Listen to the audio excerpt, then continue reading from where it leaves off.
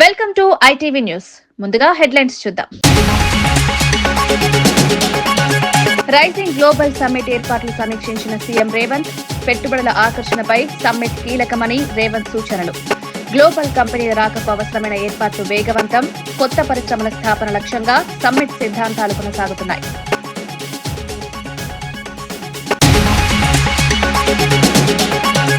అరటి పంట బీమా పైసా చెల్లించలేదని జగన్ పై విమర్శలు. 5 ఏళ్లుగా అరటి రైతులకు బీమా లేదని నేతల ఆరోపణలు. బీమా పేరుతో ఖజానా నుంచి రూపాయి వెలుపలకలేదని వాదన. చేసేదేమీ లేక ప్రమోషన్ మాత్రమే చేస్తున్నారని నేతలు.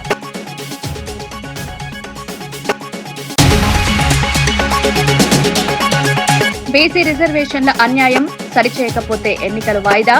కులగణనలో బీసీల జనాభా కృత్రిమంగా తగ్గించారని కవిత. ప్రతి పంచాయతీలో జనాభా వివరాలు వెంటనే విడుదల చేయాలి. బీసీలకు 42% రిజర్వేషన్ల వరకు పోరాటం కొనసాగుతోంది.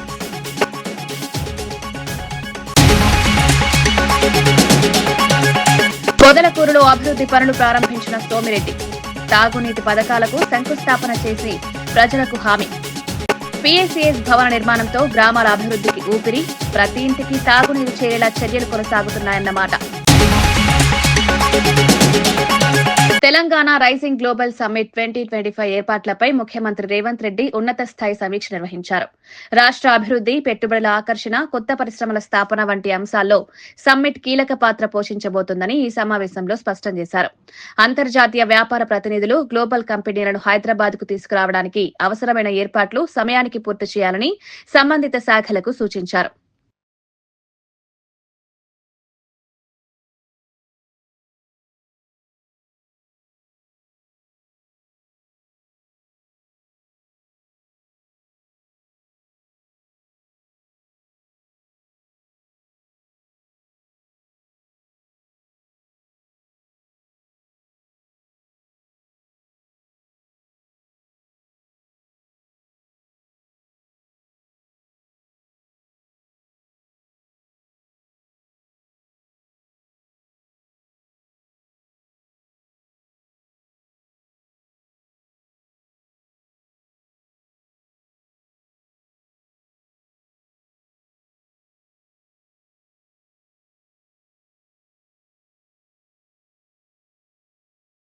గత 5 ఏళ్లలో అరటి రైతులకు బీమా అందించామని జగన్ చెప్తున్న మాటలు పూర్తిగా అబద్దమని ప్రతిపక్ష నేతలు తీవ్రంగా ఆరోపిస్తున్నారు.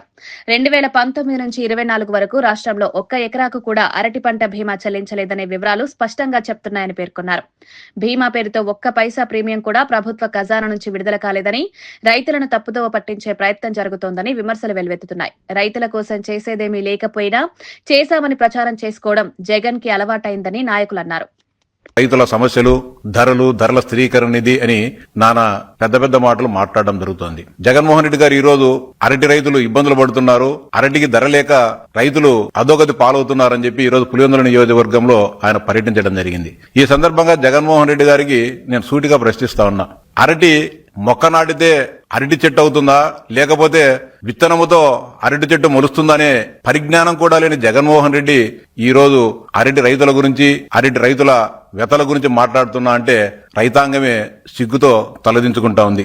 అంతేకాకుండా తను ముఖ్యమంత్రిగా ఉన్న కాలంలో రైతాంగానికి స్వర్ణయుగం అని చెప్పి మాట్లాడడం జరిగింది. ఈ సందర్భంగా సవాల్ చేస్తాన మరోసారి, నీవు 2019-24 మధ్య కాలంలో అరటి పంటకు బీమా కట్టినట్లు గాని, అరటి పంట నష్టపోయిన రైతాంగానికి పంటల బీమా చెల్లించినట్లు గాని నువ్వు చూపించగలిగితే నేను నా శాసనమండలి సభ్యత్వాన్ని కూడా రాజీనామా చేస్తా అని చెప్పి జగన్మోహన్ రెడ్డి గారిని సవాల్ చేస్తానా. ఈ సవాలుకు నీవు సిద్ధమా? 2019-24 మధ్య కాలంలో నువ్వు అరటి పంటకు పంటల బీమా చెల్లించినట్టు, రబీ పంటలకు పంటల బీమా చెల్లించినట్టు నువ్వు చూపించలేకపోతే నువ్వు నీ శాసనసభ్యత్వానికి రాజీనామా చేస్తావా జగన్మోహన్ రెడ్డి అని చెప్పి నేను సూటిగా సవాల్ చేస్తున్నా. 1 రూపాయి చెల్లించుకోకుండా రైతాంగాన్ని అన్యాయం చేసిన చరిత్ర నీది. అరటి పంట రబీ పంటల కిందకి వస్తుంది. రబీ పంటలకు సంబంధించి మొత్తం ఇన్సూరెన్స్ విధానాన్ని నువ్వు ఎత్తేసి రైతాంగాన్ని సర్వనాశనం చేసింది నువ్వు. ఈ రోజు రైతులకు బాధలు పడుతున్నారని చెప్పి మొసలి కన్నీరు కార్చడం ఎంతవరకు సవని మాట్లాడుతున్నా. ఇందిరమ్మ చీరల పంపిణీ అంశంపై బీఆర్ఎస్ నాయకులు చేస్తున్న దుష్ప్రచారం పూర్తిగా తగదని మంత్రి సీతక్క తీవ్రంగా మండిపడ్డారు. మహిళల కోసం ప్రభుత్వం చేపట్టిన మంచి కార్యక్రమాలను వక్రీకరించే ప్రయత్నం జరుగుతోందని ఆమె అన్నారు. రాష్ట్ర వ్యాప్తంగా పంపిణీ చేస్తున్న చీరల డిజైన్లను ప్రభుత్వమే నిర్ణయించలేదని, మహిళా సంఘాలు సూచించిన నమూనాల ఆధారంగానే వాటిని ఎంపిక చేసి పంపిణీ చేస్తున్నామని స్పష్టం చేశారు. మహిళల కోసం కాంగ్రెస్ ప్రభుత్వం చేపట్టిన ప్రతి చర్యను బీఆర్ఎస్ నాయకులు స్వీకరించలేకపోతున్నారని సీతక్క వ్యాఖ్యానించారు. సంతోషపడుతుంటే సహజంగానే మీకు తెలుసు, ఆడబిడ్డలు సంతోషపడితే మరి బీఆర్ఎస్ నాయకులు కల్వకుంట్ల కుటుంబం కళ్ళల్లో నిప్పులు పోసుకుంటుందని, అందుకనే మరి చీరలు బాగలేవని, లేదా ఎలక్షన్ల కోసమని, లేదా కొంతమందికే ఇస్తున్నారని ఏదేదో తప్పుడు కూతలు కూస్తున్నారు. అయ్యా, మీ చీరలు బాగున్నాయా, మేమిచ్చిన చీరలు బాగున్నాయో రాష్ట్రంలో ఉన్న ప్రతి మహిళకు అర్థమయ్యి గుండెలకు అత్తుకొని ఫోటోలు దిగి పెడతా ఉన్నారు. అది మీకు పాపం భయం అనిపిస్తుంది. మేము ఈ చీరలకు ఆర్డర్ ఇచ్చి దాదాపుగా 1 year కావస్తుంది. ముఖ్యమంత్రి గారు కన్న కళ ఏంటిదంటే 1 కోటి మంది మహిళల్ని కోటీశ్వర్లను చేయాలి. 1 కోటి మంది మహిళలు కావాలి అంటే మరి 1 కోటి మంది మహిళలను మహిళా సంఘాల్లో చేర్చాలనే లక్ష్యంతో ఈరోజు ఇచ్చిన 67 లక్షల చీరలు సరిపోవట్లేదని ఇంకా 33 లక్షల చీరల వరకు మరి మళ్ళీ ఆర్డర్ ఇవ్వడం జరిగింది. దాదాపుగా అంటే పూర్తిగా కోటి మందికి. దీన్ని నిస్సిగ్గుగా మరి హరీష్ రావు లాంటి ఒక నాయకుడు, అబద్ధాలకు కేరాపు హరీష్ రావు, నేను ఎప్పుడో చెప్పిన కదా, అబద్ధాలకు నిలువుటద్దామని. మేము 67 లక్షలకు ఆర్డర్ ఇచ్చిన 67 లక్షల చీరలు రాష్ట్రంలో పంపిణీ జరుగుతున్నది. అది గ్రామీణ ప్రాంతంలో ఒకసారి, మరి పట్టణ ప్రాంతంలో మరొకసారి. ఎందుకంటే చేనేత కార్మికులు ఏదో మేము దుబాయ్ నుంచి లేదా సూరత్ నుంచి కిలోల కొద్ది తీసుకొచ్చిన చీరలు కాదు. చేనేత కార్మికులు వాళ్ళు స్వయంగా నేర్చిన చీరలు మేము అక్కడే ఆర్డర్ ఇచ్చినాం కదా. మీకు చిత్తశుద్ధి ఉంటే కేటీఆర్, హరీష్ రావు, కవితమ్మ ముగ్గురు పోయి సిరిసిల్ల కార్మికులతో మాట్లాడి ఇక్కడ రాష్ట్ర ప్రభుత్వం నుంచి ఎన్ని చీరలకు ఆర్డర్ ఇచ్చిండ్రు, ఎప్పుడు అయింది అని ఒక్కసారి తెలుసుకోండి. తర్వాత గతంలో 60 ఏళ్ళు దాటితే మహిళా సంఘాలలో ఉండకూడదనే నిబంధన ఉండే. ఇప్పుడు దాన్ని కూడా తీసేసి దాటిన వాళ్ళని కూడా సంఘంలోకి తీసుకుంటున్నాం. కాబట్టి మహిళా సంఘంలో ఉన్న సభ్యులకు ఇచ్చుకుంటూ మహిళా సంఘంలో 1 కోటి మందిని చేర్చాలి. కాబట్టి ప్రతి మహిళకి ఇచ్చి సంఘంలో చేరండి అని చీర పెట్టి మేము సంఘంలోకి ఆహ్వానిస్తున్నాం. ఇక్కడ ఏం తప్పు కనపడ్డది? నీ తప్పు నేను చెప్తా. మా గవర్నమెంట్ వచ్చే వరకు మీరేమన్నారు, రేషన్ కార్డు ఉన్న వాళ్ళందరికీ, రేషన్ కార్డులు ఉన్న వాళ్ళందరికీ మేము ఇచ్చినాం అన్నారు. మరి మా గవర్నమెంట్ వచ్చేటప్పటికి రేషన్ కార్డుల సంఖ్య, రేషన్ కార్డుల వాళ్ళ సంఖ్య మరి 89 లక్షలు లేదా 90 లక్షలు. మీరు ఆర్డర్ ఇచ్చిందే 90 లక్షల చీరలు. మరి మిగతా దాదాపుగా 50,000 చీరలు ఎవరు తీసుకున్నారు, ఎవరికి పంచుకున్నావు? దీంట్లో కూడా మీరు తెచ్చిందే కిలోల లెక్క, చాలని ముట్టుకుంటే పనికిరావు అని వాళ్ళు చేన్లలో కట్టుకున్న చరిత్ర. ఇవాళ మేము ఇచ్చిన చేన్లలో కట్టుకోవడం కాదు.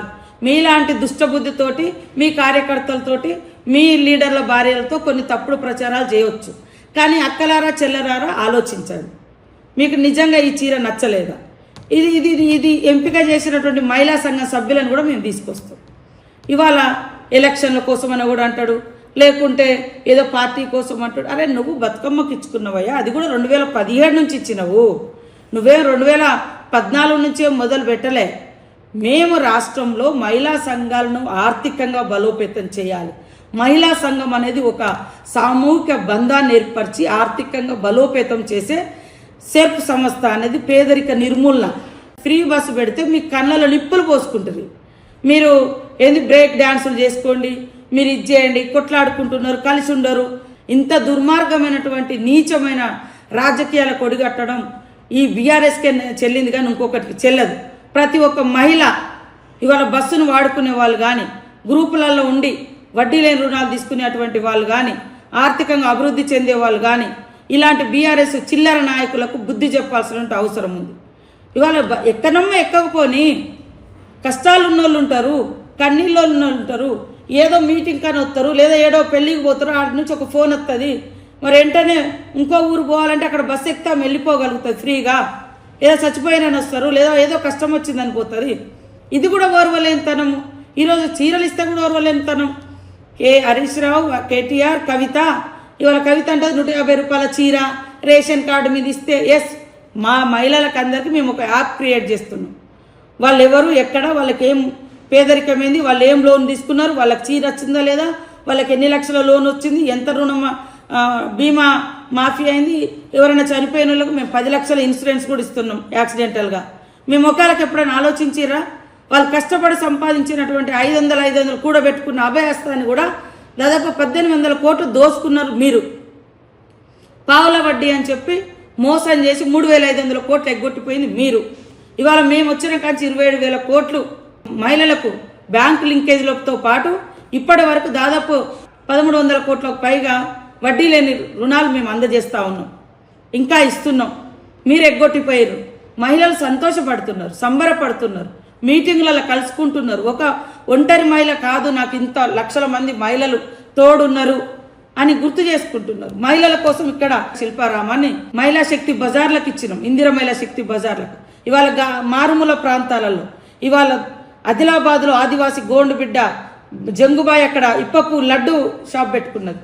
ఇవాళ ఎక్కడి నుంచో మరి మంచిర్యాల నుంచి మన షాపులు పెట్టుకున్నారు, చెర్యాల బొమ్మలు పెట్టుకున్నారు. ఇవన్నీ మీకు కనబడట్లేదు, మీకు కనబడదు. ఎందుకంటే ఆడవాళ్ళు సంతోషంగా ఉండొద్దు, మీది ఫ్యూడల్ మెంటాలిటీ. ఆడవాళ్ళను బయటికి రానియొద్దు, ఆడవాళ్ళను బానిసలుగా చేయాలి. ఆడవాళ్లతో వెట్టి చాకిరి చేయించుకున్నటువంటి చరిత్ర కలిగినటువంటి కుటుంబాల నుంచి వచ్చినటువంటి నాయకత్వం బీఆర్ఎస్ నాయకత్వం. అందుకనే ఆడవాళ్ళు బస్సులలో ఎక్కితే దొంగ వీడియోలు చేసి కొట్లాటలు పెట్టించి కొట్లాడుకున్నట్టుగా వీడియోలు సృష్టించారు. ఇవాళ ఆడవాళ్ళు సంబరాలు పడి వాళ్ళు వీడియోలు చేసి పెట్టుకుంటుంటే వాటి మీద రకరకాల ట్రోల్స్ చేస్తున్నారు. తప్పు. వాస్తవాలు, చీరలలో ఏమైనా లోపాలుంటే బాగా చేయండి అని చెప్పండి. గ్రామ పంచాయతీ ఎన్నికల్లో బీసీలకు తీవ్ర అన్యాయం జరుగుతోందని ఎమ్మెల్సీ కవిత ప్రభుత్వంపై మండిపడ్డారు. కులగణనలో బీసీ జనాభాను కృత్రిమంగా తగ్గించి చూపారని ఆరోపించారు. ఈ విధమైన లోపాలు కొనసాగితే ప్రజలు నమ్మకం కోల్పోతారని పేర్కొంటూ ప్రతి పంచాయతీలో కులాల వారీగా జనాభా వివరాలను వెంటనే ప్రకటించాలని డిమాండ్ చేశారు. బీసీలకు సముచితంగా 42% రిజర్వేషన్లు ఇవ్వడం వరకు తమ పోరాటం ఆగబోదని స్పష్టం చేశారు. అవసరమైతే గ్రామ పంచాయతీ ఎన్నికలను వాయిదా వేసినా వెనకడుగు వేయమని కవిత హెచ్చరించారు. రిజర్వేషన్లు లేని చోట కూడా బీసీ నాయకులు నామినేషన్లు వేసి గెలవాలని పిలుపునిచ్చారు. బెస్ట్ బీసీ విల్ విన్ కదన్న, బీసీ గెలవాలంతే. ఇప్పుడు మహిళా రిజర్వేషన్ స్పిరిట్ కూడా అంతే కదా, అన్ని పార్టీలు మహిళలకు ఇవ్వాలి, బెస్ట్ మహిళ గెలుస్తుంది అంతే. బెస్ట్ బీసీ విల్ విన్, దాంట్లో పెద్ద టెన్షన్ ఏం లేదు. కానీ అల్టిమేట్గా బీసీలు గెలవాలి. ఈ బీసీలతోని ఆడుకుంటే బీసీలు ఏమన్నారులే అని ఏదైతే కాంగ్రెస్ పార్టీ అనుకుంటుందో కొద్దిగా మనం గట్టిగా బలంగా బుద్ధి చెప్పాల్సినటువంటి అవసరం ఉందని మాత్రం నేను బీసీ బిడ్డలందరూ కూడా పిలిపిస్తా ఉన్నాను.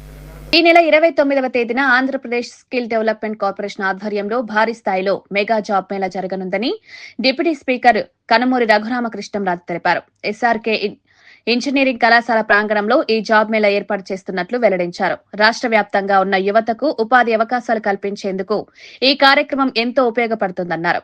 ఈ మేళాలో 3,000కు పైగా కంపెనీలు పాల్గొననున్నాయని, వివిధ రంగాల్లో ఉద్యోగ అవకాశాలు అందుబాటులో ఉంటాయని రఘురామరాజు తెలిపారు.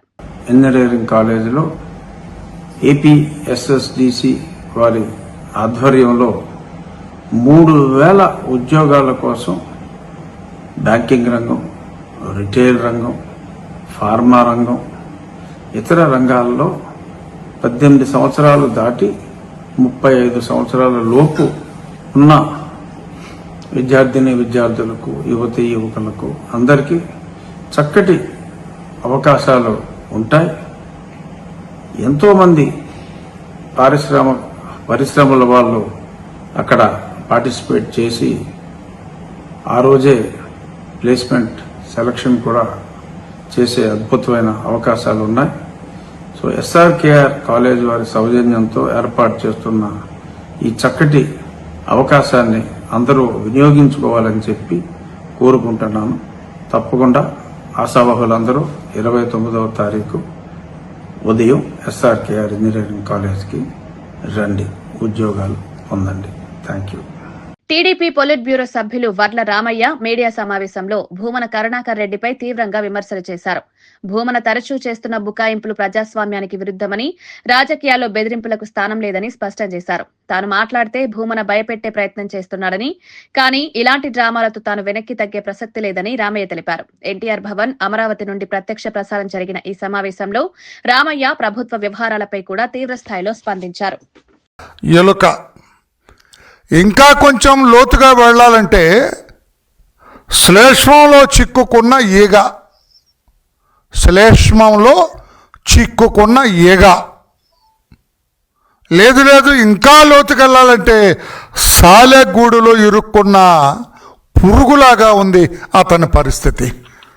ఏమిటి వరలరామయ్య గారు కొత్తగా ఈ సామెతలు లేకుంటే ఈ ప్రాసలో చెబుతున్నారు అని మీరు అడిగితే, అతను నిన్న సిఐడి దర్యాప్తుకు వెళ్ళి బయటకు వచ్చిన తర్వాత అతను మాట్లాడిన తీరు నన్ను ఇలా మాట్లాడటానికి ప్రేరేపించింది. అతను కారణం తప్పితే నేను అతన్ని ఎలుకంటానికి, అతన్ని ఏగంటానికి, అతన్ని పురుగు అంటానికి అతనే కారణం అని చెప్పి నేను తెలియచేస్తున్నా, వేరే కాదు. అతనేమంటారు, నాకు ఈ పరకామణి కేసుకు ఉన్న సంబంధం భూమికి నక్షత్ర మండలానికి ఉన్నంత వ్యత్యాసం, అంటే సంబంధమే లేదంటాడు పాపం. అయినను పోయి రావాలి హస్తినికి అంటాడు. నైలు నది గురించి మాట్లాడతాడు, నైల్ నదిలో మొసళ్ళ గురించి మాట్లాడతారు. నైలు నదిలో మొసళ్ళ కంటే భూమన కరుణాకర్ రెడ్డి గారు మీ ఇంట్లోనే ఎక్కువ మొసళ్ళు ఉన్నాయి, మీ ఇంట్లోనే ఎక్కువ మొసళ్ళు ఉన్నాయి. మొసళ్ళు అంటే నేను అడుగుతాను, కొన్ని ప్రశ్నలు చెప్పండి. సిఐడి మిమ్మల్ని అడిగారో లేదో నాకు తెలీదు, సిఐడి ఏం దర్యాప్తు చేస్తుందో మాకైతే తెలీదు. నువ్వు వేరే ఊహించుకోవచ్చు. మా లోకేష్ బాబు గారిని, మా బిఆర్ నాయుడు గారిని, వరలరామయ్య అనే నన్ను, మా పట్టాభిని కలిపి ఏదో మాట్లాడావు. ఎన్ని మాట్లాడుకున్నా పర్లే, ఎందుకంటే నువ్వు కుర్తిలో పడ్డ ఎలకో కనుక అలాగే మాట్లాడతావు పాపం. నువ్వు శ్లేష్మంలో చిక్కుకున్న ఈగవు కనుక అలాగే మాట్లాడతావు, సాలెగూడులో చిక్కుకున్న పురుగు కనుక నువ్వు అలాగే మాట్లాడతావు. నేను ఒక్కటి అడుగుతాను, 14.5 crore ఖరీదైన ఆస్తులు ముద్దాయి దగ్గర నుంచి మీరు తీసుకున్నారు, దేవాలయానికి గిఫ్ట్గా డ్రామా ఆడి తీసుకున్నారు. ఆ గిఫ్ట్గా తీసుకున్నది మీ బోర్డ్ మీటింగ్లో టేబుల్ ఎజెండాగా పెట్టారు. సార్ వినాలా పత్రిక సార్, టేబుల్ ఎజెండాగా పెట్టారు. టేబుల్ ఎజెండాగా పెట్టింది దీని గురించి ఇంకా లోతుగా చేయాలి, లేదా వివరాలు కనుకుంటే నువ్వు రిజెక్ట్ ఎందుకు చేయలేదు? చైర్మన్ నువ్వే కదా, ఎందుకు రిజెక్ట్ చేయలేదు? ఏదో మొరటి సామెత ఉంటుంది, తాటి చెట్టు ఎందుకు ఎక్కేవారంటే ఏదో గేదె మేత కన్నా, గేదె మేత అక్కడ ఉంటుందా? నువ్వు ఎందుకు రిజెక్ట్ చేయలేదా? ఇన్ని పన్నాలు మంది నువ్వు మాట్లాడుతుంటే ఎలా ఉంటుందంటే ఏదో ఇతనికంటే సత్ప్రవర్తన కలిగిన వాడు, ఇంతకంటే మంచివాడు, ఇంతకంటే సత్పురుషుడు ఎవరు లేరు భూమి మీద అన్నట్లుగా మాట్లాడతాడు ఇతను. అతని భాష. టీటీడీ బోర్డు సభ్యుడు భానుప్రకాష్ రెడ్డి టీడీపీ నేత కరుణాకర్ రెడ్డిపై తీవ్రమైన విమర్శలు చేశారు. పరకామణి చోరీ కేసులో నిజాంశాలను వక్రీకరించాలని ప్రయత్నం జరిగిందని, దొంగను దాతగా మార్చి కేసును రాజీ చేయడంలో వైసీపీ నేతల ప్రమేయం స్పష్టంగా కనిపిస్తోందని ఆరోపించారు. ఇటువంటి పవిత్రమైన దేవస్థానంలో అక్రమాలను కప్పిపుచ్చడం భయంకరమన్నారు. కేసులో కీలక ఆధారాలైన రవికుమార్ విజువల్స్ తొలగించడంపై భానుప్రకాష్ రెడ్డి తీవ్రంగా ప్రశ్నించారు. అడిగితే పెట్టకథలు చెప్తారు, నైల్ నది అంటాడు, వర్షం చిరుకులు అంటాడు. అయ్యా బుద్ధుందా నీకు? పరకామణి అంశం గురించి మాట్లాడని చెప్పి సిబిసిఐడి అధికారులు పిలిస్తే నేను ఒకటి అడుగుతున్నా, నువ్వు ధర్మకర్తల మండలి ఎక్స్ అఫీషియో సభ్యుడిగా ఈ రెజల్యూషన్ లో థెఫ్ట్ ని గిఫ్ట్ గా చేసినప్పుడు, దొంగని దాతగా చేసినప్పుడు నువ్వెందుకు చవరాలు పెట్టావు? దీనికి సమాధానం చెప్పు కరుణాకర్ రెడ్డి. నాకు సంబంధం లేదు, నాకు సంబంధం లేని దాంట్లో వీళ్ళందరూ లోకేష్ బాబు వీళ్ళందరూ కలిసి నన్ను తగిలిస్తున్నారని చెప్పి ఒక అబద్దపు అసత్య ప్రచారం చేస్తావు. అసలు నువ్వు ఆ రోజు బోర్డు మీటింగ్ లో ఈ అజెండా టేబుల్ అజెండా కింద వచ్చినప్పుడు ఆ రవికుమార్ దొంగ దగ్గర నుంచి టీటీడీకి ఆస్తులు బదలాయించేటప్పుడు నువ్వెందుకు సంతకం చేశావు? నేను నిప్పు నేను ఉప్పు అంటున్నావు కదా, ఆ రోజు ఎందుకు సంతకం చేశావు? దీని వెనకాల పూర్తిగా వైసీపీ నాయకుల హస్తం ఉంది.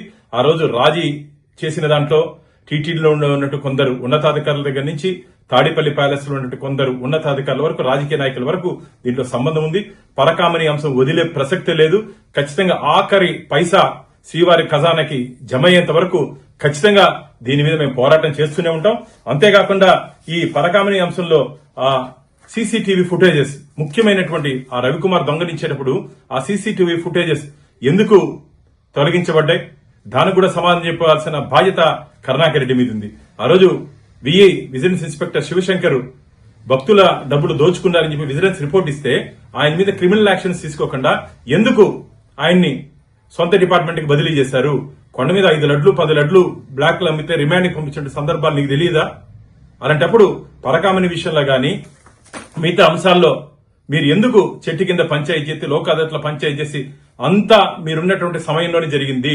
కాబట్టి ఏదో మీరు ఏమి తెలీదు, మీరు నాటకాలు ఆడేది ఇవందరూ ప్రజలందరూ గమనిస్తున్నారు. మీ భాషా ప్రావీణ్యం గురించి ఏదైనా చెప్పుకోవాలంటే మీరు ఏదైనా సభలు పెట్టి చెప్పుకోండి, ఇది ఉన్న తప్పట్లు కొడతారేమో గానీ భగవంతుని విషయంలో అడిగిన ప్రశ్నలకు మాత్రమే సమాధానం చెప్పండి. ఖచ్చితంగా పరకామనే అంశంలో రాబో రోజుల్లో ఎవరెవరు తప్పు చేశారో అందరినీ స్వామివారి ముందు, శ్రీవారి భక్తుల ముందు జైలుకి పంపించే రోజు దగ్గరలోనే ఉందని చెప్పి ఆ నిందితులందరినీ తీవ్రంగా హెచ్చరిస్తున్నాం. దేశంలో ఇప్పటి వరకు జరిగిన భూ కుంభకోణాల్లో హెచ్ఐఎల్టీపీ ప్రాజెక్టు అతిపెద్దదని బీజేపీ ఎమ్మెల్యే మహేశ్వర్ రెడ్డి తీవ్ర ఆరోపణలు చేశారు. తెలంగాణ ప్రజలకు చెందిన 1000 ఎకరాల భూములను అక్రమంగా ప్రైవేట్ వర్గాలకు అప్పగించే ప్రయత్నం జరుగుతోందన్నారు. ఈ భూముల విలువ లక్షల కోట్లలో ఉంటుందని, మొత్తం ప్రక్రియను రహస్యంగా నడిపించడం వెనుక భారీ అవినీతి ఉందని పేర్కొన్నారు. ఈ స్కామ్ లో ముఖ్యమంత్రి రేవంత్ రెడ్డి సహా అనేక మంది మంత్రులు ప్రత్యక్షంగా పాల్గొని మొత్తం 6 లక్షల కోట్ల విలువైన ప్రాజెక్టులో అబద్దపు కథనాలు సృష్టించి ప్రజలను తప్పుదోవ పట్టిస్తున్నారని మహేశ్వర్ రెడ్డి విమర్శించారు. రేవంత్ రెడ్డి ఆయన సహచర మంత్రులందరూ కలిసి ఈరోజు 6,29,000 కోట్ల రూపాయల దోపిడీకి తెరదీసినట్టు రుజువులతో సహా గత 2 రోజుల నుంచి భారతీయ జనతా పార్టీ చెప్తూ వస్తున్నది. దేశంలోనే అతిపెద్ద 9,292 ఎకరాల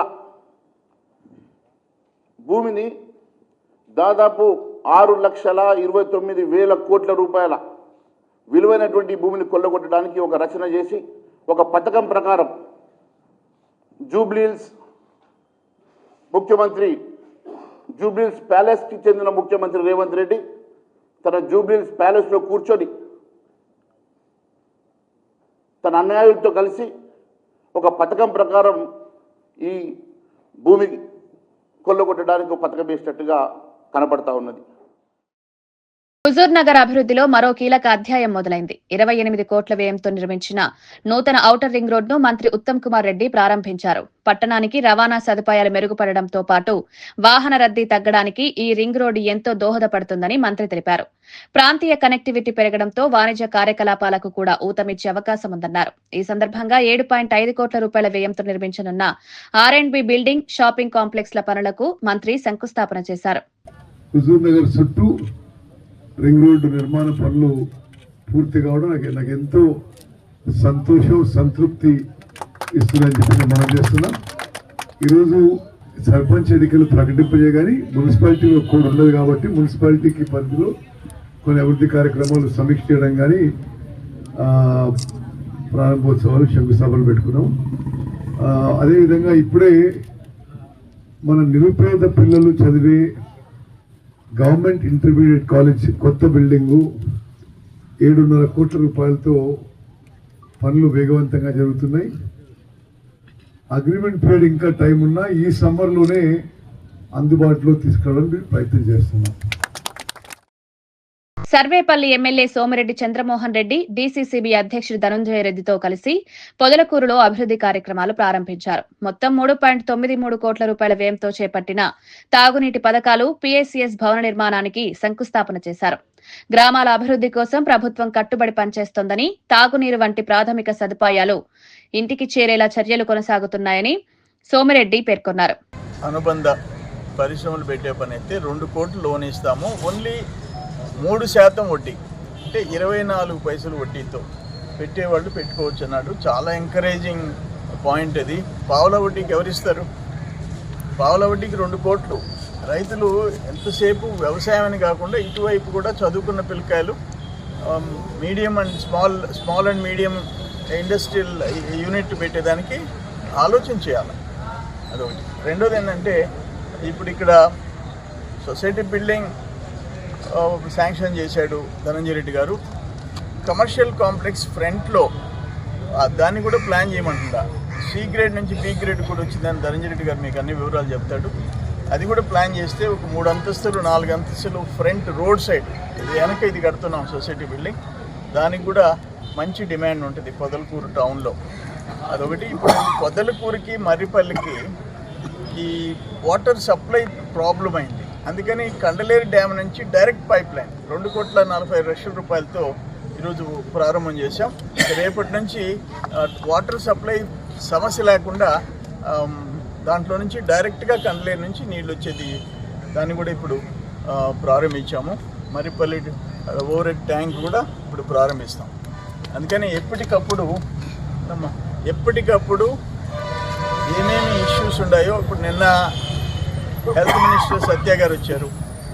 village health clinics central government scheme 80% కేంద్రం, ఓన్లీ 20% రాష్ట్రం. అన్ని గాలికి వదిలేసినారు. ఇప్పుడు 35 బిల్డింగ్స్, 35 బిల్డింగ్, ఈచ్ 55 lakhs. పాత ఏదో 35 లక్షలు అంట, ఇప్పుడు 55 లక్షలతో 35 బిల్డింగ్స్ శాంక్షన్ చేసామని మినిస్టర్ సత్యకుమార్ యాదవ్ గారు నిన్న చెప్పారు ప్రోగ్రాంలో మన కాన్స్టిట్యున్సీ మనుగోలుకు వచ్చినప్పుడు. సో ఇవన్నీ ఎక్కడికక్కడ మ్యాక్సిమం రాష్ట్ర కేంద్ర ప్రభుత్వాల నిధులు, ఇటువంటి కోఆపరేటివ్ బ్యాంక్, సహకార బ్యాంకుల సపోర్టు, ఫైనల్గా సిఎస్ఆర్ ఫండ్స్, పరిశ్రమల నుంచి సిఎస్ఆర్ ఫండ్స్ ఎంత మ్యాక్సిమం వీలైతే అంత ట్యాప్ చేసి మన నియోజకవర్గం అభివృద్ధి చేసేదానికి ప్రయత్నం చేస్తున్నాం. ఇప్పుడు అక్కడ గిరిజన సమస్యలు చెప్పారు. వెంటనే తహసీల్దార్లకి వాళ్ళకి డైరెక్షన్స్ ఇచ్చాం. 3,000 మందికి ఆధార్ కార్డులు ఇస్తే ఇప్పుడు ఒక మహిళ వచ్చి నాకు ఆధార్ కార్డు లేదయ్యా అన్నది.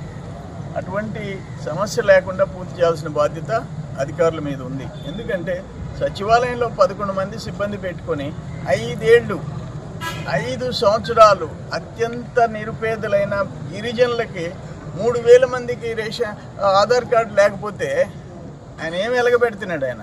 వార్తలు ముగించే ముందు ముఖ్యాంశాలు మరోసారి. రైజింగ్ గ్లోబల్ సమ్మిట్ ఏర్పాట్లు సమీక్షించిన సీఎం రేవంత్. పెట్టుబడుల ఆకర్షణపై సమ్మిట్ కీలకమని రేవంత్ సూచనలు. గ్లోబల్ కంపెనీల రాకకు అవసరమైన ఏర్పాట్లు వేగవంతం. కొత్త పరిశ్రమల స్థాపన లక్ష్యంగా సమ్మిట్ సిద్ధాంతాలు కొనసాగుతున్నాయి.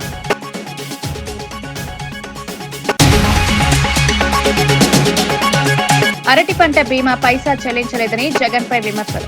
5 ఏళ్లుగా అరటి రైతులకు బీమా లేదని నేతల ఆరోపణలు. బీమా పేరుతో ఖజానా నుంచి రూపాయి వెలుపలకలేదని వాదన. చేసేదేమీ లేక ప్రమోషన్ మాత్రమే చేస్తున్నారని నేతలు.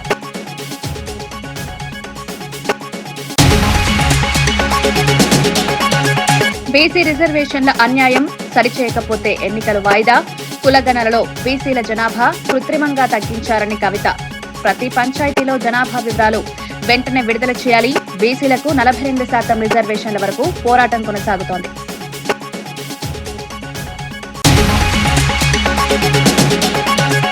పొదలకూరులో అభివృద్ధి పనులు ప్రారంభించిన సోమిరెడ్డి. తాగునీటి పథకాలకు శంకుస్థాపన చేసి ప్రజలకు హామీ.